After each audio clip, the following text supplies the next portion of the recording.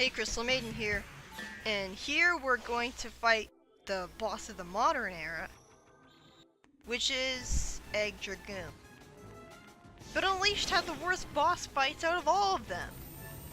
Well, I guess 06's boss fights were worse than Unleashed. The thing about Unleashed is, you constantly had to just wait for your opportunity to attack. Like, the bosses were extremely scripted. It didn't really matter if you were boosting towards the boss or not, because either way it took just as long to get up to him to attack him. And that's the case here. And that's also the case in 06 in some boss fights, where it's just about waiting for your opportunity to attack, like with the Egg Viper. Well, no, the Egg Wyvern. The fact that I said that name wrong just goes to show you how similar those bosses are. But yeah, there's a lot of attacks that you need to dodge, like that attack with fire. And you do a lot of jumping here, which makes me wonder what the point of boosting is, since the boost being usable here is only there to trick you. You can't attack him in 3D sections, but it's very easy to get cheated out of it, as you just saw. There's more jumping than boosting here, like you're constantly jumping over waves of energy. So it's a good thing that you can air dash, because it gives you a bit more time in the air for leeway. This is my favorite part of the boss fight. It's pretty exciting, like making sure you don't wall jump into the white energy ball thing. I'm not really sure what it's supposed to be. It honestly looks like a snowball, so I'm not really sure why it would damage you. Like, it does a good job with the epic atmosphere because of the music playing. Like, see, you can't wall jump too fast or else you get hit by that thing. I've never gotten hit by that thing, but I'm pretty sure you can get crushed by those walls if you don't. He constantly says one distinct line over and over whenever he sends you into that section. So, that's pretty mimetic. In general, I don't understand why video games are so obsessed with voice clips now that they can have them. Because it just results in repetitively having the characters say the same lines over and over again, or saying stuff when they don't have to. Like, why does Sonic have to make a grunt every time he jumps? Why can't he just jump? And stuff like that. It's cool that you can grind on rails in the 3D sections, and that gives you an opportunity to attack the boss epically. But I swear, boosting doesn't actually get you faster to him at all. What is the point of being able to boost here? I mean, like in the Rush games, in Rush 1 and 2, you couldn't actually boost in the boss fights. So, removing your boost here wouldn't really be that out of place. But yeah, I like this boss, but I also hate it because it drags out way too long. And my computer actually crashed during it when I was a minute in and had only gotten one hit in. So I was worried the entire time that my computer was going to crash when I was playing and recording this. Like, I think this boss would have been acceptable if it ended like right after the first skydiving section. Or at least, like I think I would have ideally preferred it if there wasn't a skydiving section at all, because the skydiving controls are kind of slippery. I like how you're jumping over rail spikes, not just rail switching to avoid them. Like, I think jumping over the rail spikes is a lot more exciting. But in general, this boss fight kind of drags on for far too long. Much like boss fights in the 3D games tend to. Like, they're so obsessed with trying to make it epic. Even though it's a platforming, platformers aren't about the boss fights. This is the first 3D Sonic game not to have its own unique theme song. Like, I showed off its theme song at the end of Colors DS, which was Sonic Youth, which is actually one of my favorite songs, if not my favorite song, in all the franchise's history. Like, I was blown away by just how happy and nostalgic that song made me because of all the different references to all the different games. I mean, it jam-packs so many different references at once to its lyrics, and its lyrics are kind of a mess. But it still sounds really good, and the music is fantastic, even if it's a bit, like, hard to remember. By the way, if you go too far to the right here, you'll die because you run into an instant kill wall. And I guess Sonic crashes into it and he can't just, you know, walk to the left and keep on falling. Like, see? And then you'd have to start the whole boss over again. Now, we're only 2 minutes in by this point, so it would have been fine if the boss ended here. But instead, it decides to drag itself out even more after this. But yeah, they made Sonic Youth, which was a pretty cool song. The perfect, like that is nostalgia done right. But then they scrapped it. I don't know why. Like, that's really underwhelming for an anniversary game. Just like its story in general. So it's the third 3D Sonic not to use the main theme song, or even a remix of it for the final boss. With the other 2 being Heroes and Black Knight. Yes, the Storybook series are main Sonic games. I mean, Sonic did have a line in Generations where he mentioned Sonic and the Secret Rings. So, yeah, it's kind of hard to go into the rings and spot them in time in the skydiving section because they look like a golden fishing net until they finally become clear when it's too late. I think you can I don't think you can boost when you're skydiving. I think holding the boost button down just makes you fall faster. So it's not like you can attract rings to yourself that way. But yeah, it just really sucks that, like, they could have made this feel more epic by having, like, the title screen music be a remix of Sonic Youth instead of just them being lazy and just doing the Sonic 2 music all over again. And like the title screen is very underwhelming. Like, it's literally just a white screen with the characters, like classic Sonic and modern Sonic, in the middle of a circle. Like, I don't understand the point of, like you're just having a very underwhelming looking title screen. And I get that the white is the white void of the hub world, but I don't know.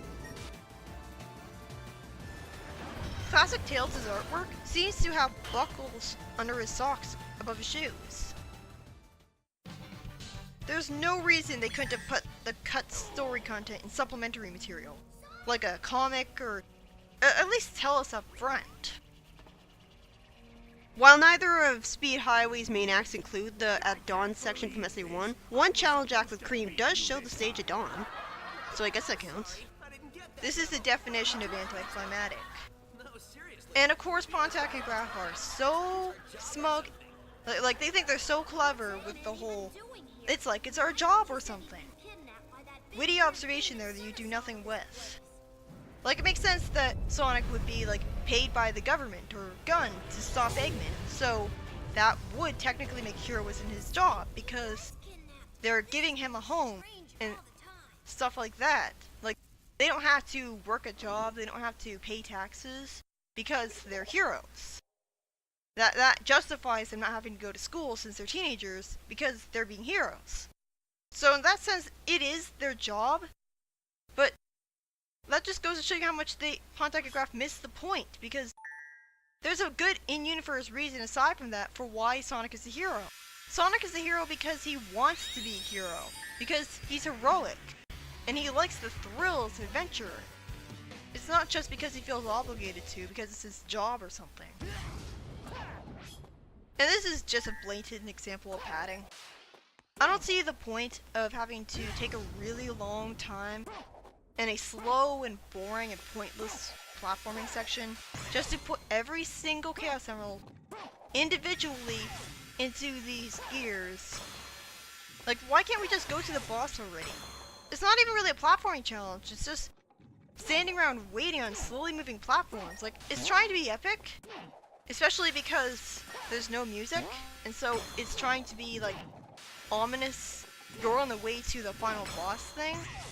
But because it's such a blatant example of padding because of how unnecessary it is, it just falls straight on its face. And I guess this is supposed to justify why Sonic doesn't have all the Chaos Emeralds right away when he goes to face Eggman, so he doesn't just turn into Super Sonic right away. But there's no reason he couldn't have gotten the Chaos Emeralds out of the gears right after he put them all back in them. Like, he's falling past them to make the Chaos Emeralds magically go into the center of them, so there's no reason he can't get them all back. But yeah, this is just boring padding. And we're coming up to the worst part of the game. The Time Eater. Which is considered by a lot of people to be the worst final boss. In fact, the worst boss in all Sonic history. Although, to be honest, I played it, and the Time Eater in the 3DS version, it took me over an hour of rage and frustration for me to finally beat it. With the Time Eater in the HD version, I beat it on my first try. Now, granted, I did do a massive amount of research before playing it, but I still beat it on my first try with an S rank. You're not in a position to demand anything, you nasty little pincushion. Why isn't he impressed and shocked and intimidated that Eggman has finally tamed an Eldritch Abomination and got it to actually work for him? Why isn't he impressed that it hasn't betrayed him like all of the others? That would be a good reference to the previous 3D Sonic games, but of course Pontiac and Graf aren't familiar with those, so they wouldn't make that reference in the first place. And it is so lazy that, oh, Eggman just stumbles upon it. Like, some people try to say that it's the result of the purple energy of colors that came out of the mind control. It just sounds kind of like they're giving the writers too much credit. He literally just found it in space, that's it. Why did he leave Orbine Cuba in space? They reappear in Lost World, no problem, so how did they reappear? And like, if he wanted to get rid of them, why didn't he just scrap them long ago? I mean, it makes sense that the two Eggmen are complementing each other, but does he really think that's going to convince him of anything? The world? I'm going to own the world when I'm finished with Sonic. You'll own a world that's destroyed.